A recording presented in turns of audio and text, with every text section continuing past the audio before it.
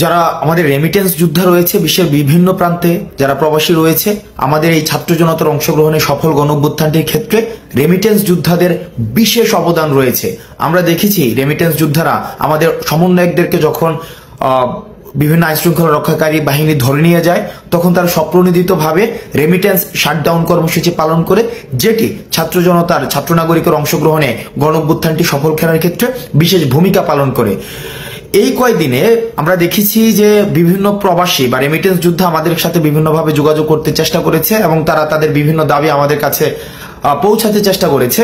আমরা প্রত্যেকটি দাবিকে বিশেষভাবে গুরুত্ব দিচ্ছি এবং বিশেষ করে কিছু দাবি আমাদের নজরে এসেছে। আমি এর মধ্যে কিছু দাবি নিয়ে কথা বলবো। এর মধ্যে প্রথম একটি দফা দাবি, যেটি আমাকে ব্যক্তিগতভাবে মানসিকভাবে বেশ তাড়িত করেছে, যেখানে তারা বলেছে বিদেশে যখন কোনো রেমিটেন্স যোদ্ধা মারা যায়, তার লাশটি যখন দেশে নিয়ে আসতে হয় তখন তাকে একটা ফি দিতে হয়। আমরা এই জায়গায় তারা এই ফিটি চাচ্ছেন না বা এই ফিটি তারা দেওয়ার মতো, বা আমরাও এটা মনে করি যে রেমিটেন্স যোদ্ধা যারা দেশের জন্য বাইরে থেকে কাজ করেছে, তাদের যে অপঘাতে মৃত্যু বা স্বাভাবিক মৃত্যু যখন হয়, তারা যখন দেশে আসতে চায় বা দেশে তাদের লাশটা নিয়ে আসতে হয়, সেক্ষেত্রে আমরাও বিশ্বাস করি কোনো ধরনের ফি থাকা উচিত নয়। সুতরাং এই বিষয়টি নিশ্চয়ই অ্যাড্রেস করা হবে। দ্বিতীয় যে একটি গুরুত্বপূর্ণ বিষয়, সেটি হচ্ছে প্রবাসীরা যখন দেশে আসে, এয়ারপোর্টে তাদের নানাবিধ হয়রানির শিকার হতে হয়, তাদের তৃতীয় শ্রেণীর নাগরিকের সেখানে মর্যাদা দেওয়া হয়। আমরা চেষ্টা করব এই বিষয়টিকে খুব দ্রুত সময়ের মধ্যে অ্যাড্রেস করা, তাদের জন্য যথাযথ মর্যাদা নিশ্চিত করা হয় এবং বিদেশ থেকে তারা যেসব জিনিস নিয়ে আসে সেগুলো যেন যথাযথভাবে খুব সেফলি তাদের কাছে হস্তান্তর করা হয়।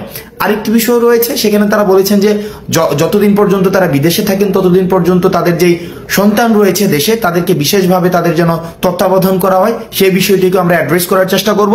এবং আরেকটি বিষয় রয়েছে, তারা যখন বিদেশে যেতে চায়, বিদেশে যাওয়ার ক্ষেত্রে তাদেরকে কর্মসংস্থান ব্যাংক থেকে যে ঋণটি নিতে হয়, সেই ঋণটি নেওয়ার ক্ষেত্রে বিভিন্ন ধরনের জটিলতা সেখানে রয়েছে। সেই জটিলতা নিরসনের জন্য তারা চাচ্ছেন আমরা যেন সেই বিষয়টি নিয়ে কথা বলি এবং জটিলতা নিরসনে যেন যথাযথ পদক্ষেপ নেওয়া হয়।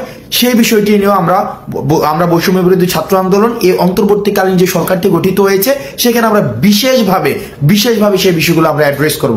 এখন বর্তমানে যারা রেমিটেন্স যোদ্ধা বিশ্বের বিভিন্ন প্রান্তে রয়েছেন, আমরা আহ্বান জানাবো আপনাদের কাছে, বাংলাদেশ যে অন্তর্বর্তীকালীন সরকার গঠিত হয়েছে, সেই সরকারের হাতকে শক্তিশালী করার জন্য এবং আমরা যেই বৈষম্যহীন বাংলাদেশের স্বপ্ন আমরা দেখেছি, সেই স্বপ্নকে প্রভাবিত করার জন্য, সেই স্বপ্নকে গতিশীল করার জন্য এবং সেই স্বপ্নকে বাস্তবায়ন করার জন্য আমরা বিশ্বাস করি রেমিটেন্স যোদ্ধাদের সহায়তা ছাড়া সেটি কখনোই সম্ভব না।